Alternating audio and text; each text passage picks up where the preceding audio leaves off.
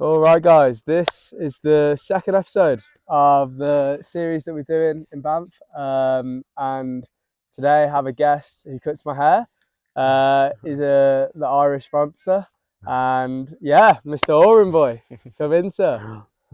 Nice to see My you. boy Jack, what's happening? How Good? are we, sir? Good, bro. So, Oran, as a bit of an introduction, Oran's like, I've cut my hair since I came here, so like November time. I was the And first person to cut hair, wasn't I? yeah, Yes. you were. And yeah, we just got on since then. Sorry guys, if you can't understand him, I will put the subtitles on.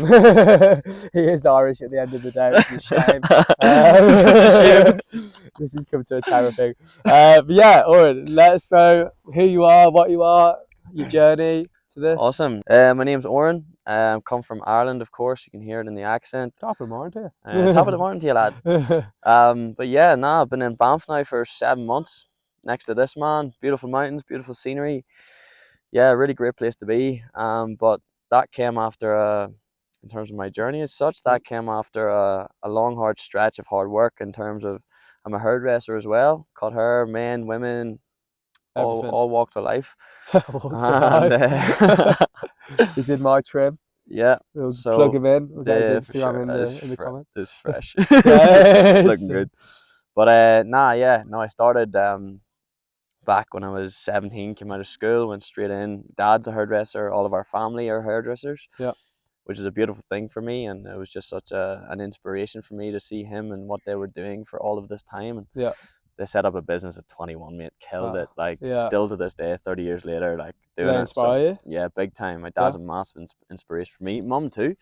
Yeah. Dad set up the business, and like he's an immaculate talent, like he really is. And he's trained me straight out the bat.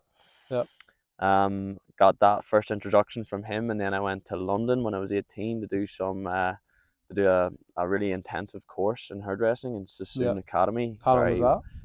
8 months flat in the beginners program. So it was an amazing experience at 18 to be able to fly around London and like, you know, I grew up over there, man. Like I grew up, became a man over there, cooked, clean, like you name it, all those things. Yeah. So I did that, came back, worked real hard for 5 years in Belfast and cutting hair and raised the game, my own game. I run a barbering academy at home. Told you that before. It's me and my brother run that, which is it's been an amazing experience. Just on people. That, because we talked about this, I remember one time. Yeah. Where you inspired your brother, didn't you, or something like that, and you trained him up. My bro. Oh no. This is actually Ruben was cutting hair before me. If anything, he taught me things. Oh, for sure. In terms of, because he's more of a barber and I'm more of a hairdresser, and then we just connected in both those ways. But a young fella called Pierce, and Pierce, maybe you're watching this at some point. You should watch this.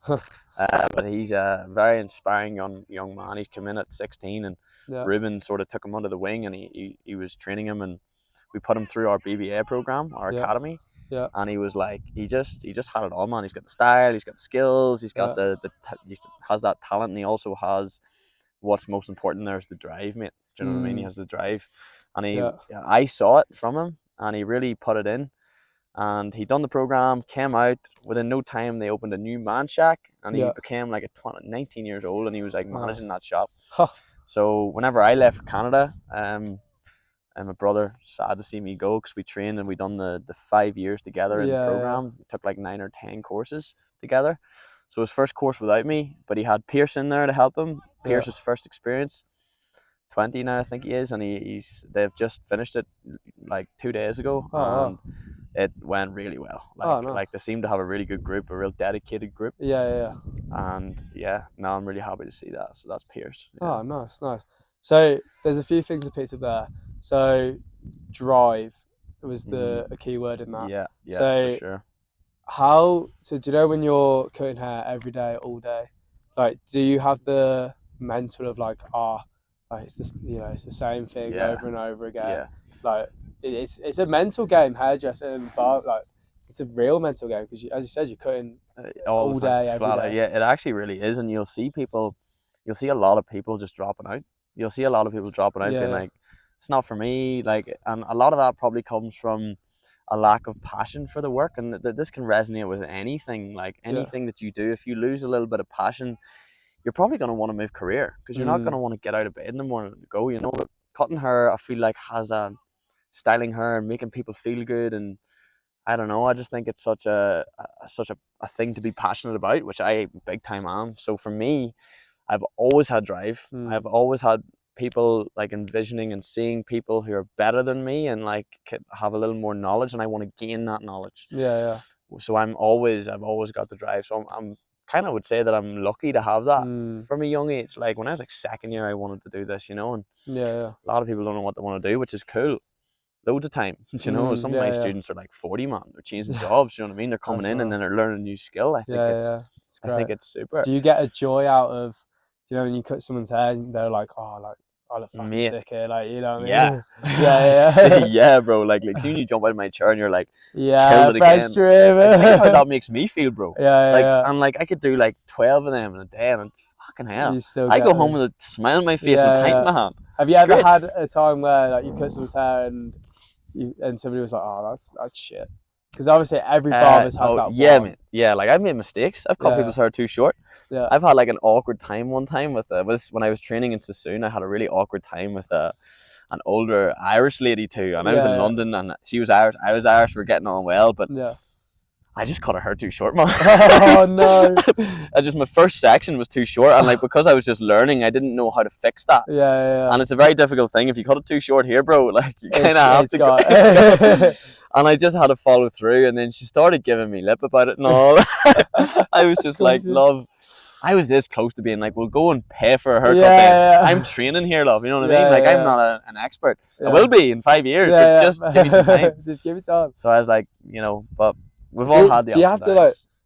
I was especially with like ladies' hair. Like if you make one mistake, like you've got to go. Do you have to like go with that in a sense, or is it just like you talking long or short?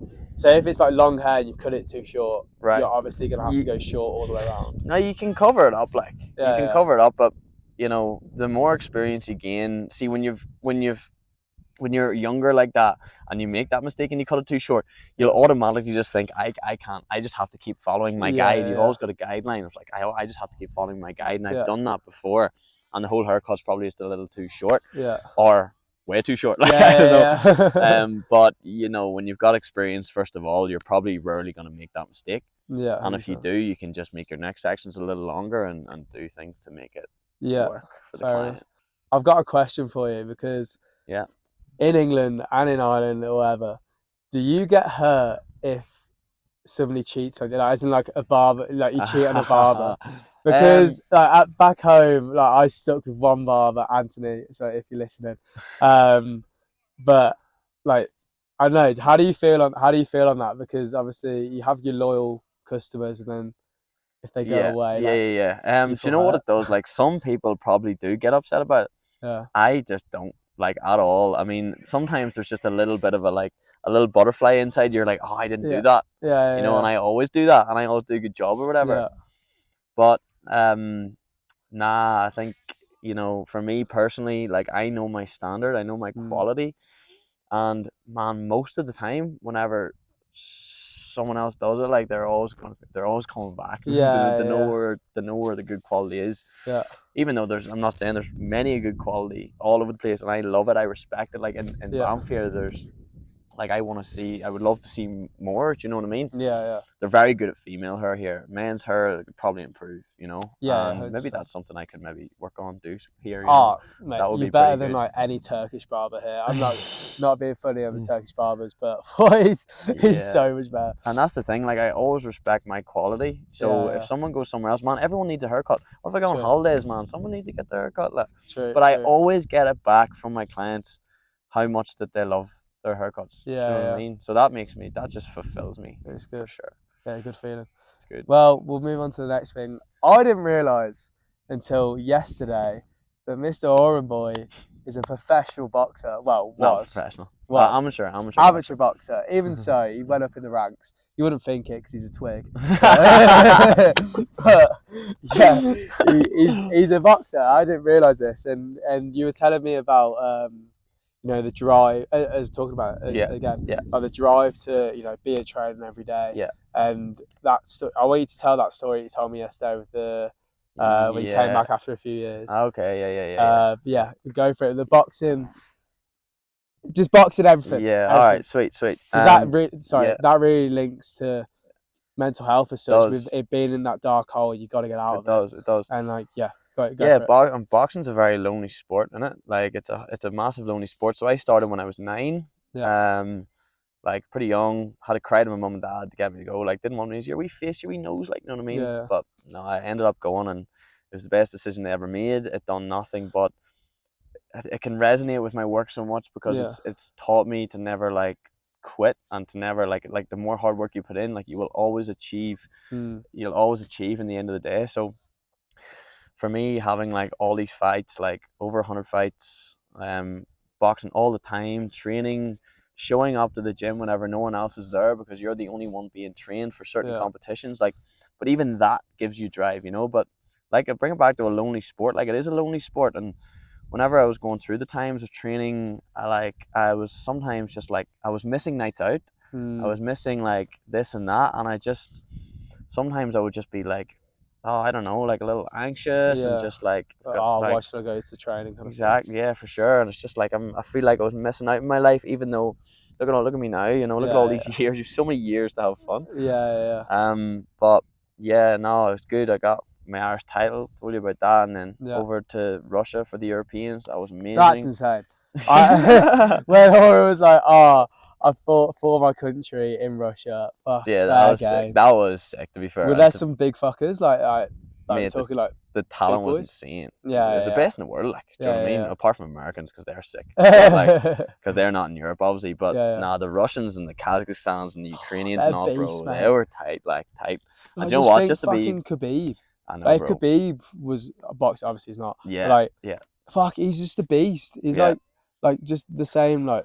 He's an animal build. I'm not comparing myself to Khabib. He's a killer. Yeah, he's a fucking, he would eat you alive. I know. I'm watching the McGregor series at the minute. Yeah, and it's so good. It's so good. I just can't believe like what happened with all of that. Like threw the chair at the bus. I know. But you know what? That McGregor series, if anyone's watched that McGregor series, that is just something that resonates with what we're talking about right now. Like, he's been through thick and thin. Like, things that are going to put him in the hole. Like, I've been robbed before in the All Irelands, and Michael Conlon, an Irish boxer, robbed in the Olympics, and it's like that shit puts you in your hole, man. Like, it doesn't make you not want to get back up and do anything. It makes you quit. Like, you know, you just don't want to quit. You know, you got to back up, and now he's fighting for world titles and shit. So, yeah, the McGregor series is good. Like highly recommend that. That's unreal. Like, I've always been a McGregor fan. Yeah, like it's like we wake up at like 3 a.m. to watch the fights. Yeah, you know who you are if you're watching this. That we wake up at like 4 or 5 a.m. just to watch McGregor. But we're lucky over here, man, because we don't have to do that. Yeah, I know. It's like 10 p.m. It's so good. It's so good. So this is a question that I've said to everybody around the world. So you're on death row. What are the 3 meals? So you got starter, main, dessert, and you have a drink as well. Okay. What would you do? Alright. Starters. Starter, I would get some probably crispy squid calamari or something with some. I like it with a chili sauce, or like it with like a cream or something. I'd probably go for a fillet steak or ribeye with some creamy mash or some potato gratin or just some chunky chips, man. I don't know, you name it. Red wine jus. I always order red wine jus. I like that. Dessert, I'd probably go for like a raspberry sorbet or some shit, like just to soothe the palate. Like a nice sorbet, none of this shitty. A good one, not one from the freezer. Like you want like a nice. And then I'm gonna die after that, aren't I? Yeah. What'd you drink then? Oh, glass of red. Oh, I thought you were gonna go Guinness. Glass of red. I thought you were gonna go Guinness. But glass of red. Yeah. Thank you so much. Awesome. Yeah, bro. Pleasure, bro. I really enjoyed that. He's been a good lad for me in the past 7 months. Same with Shud, same with every guest that's going to be on here. But yeah, this is where we're living. It's not bad. We've got Rundle in the back of us. It's glorious. And yeah, so the Rarity Found, all the Rarity Found stock is on our website. Go and check it out. Go and check out our Instagram. This hat is epic. Yeah, the hat's good. That hat. We've got photo shoot pictures coming soon. And yeah, guys, stay positive. Thank you, Oran. Yes, G. Cheers, guys. See you later.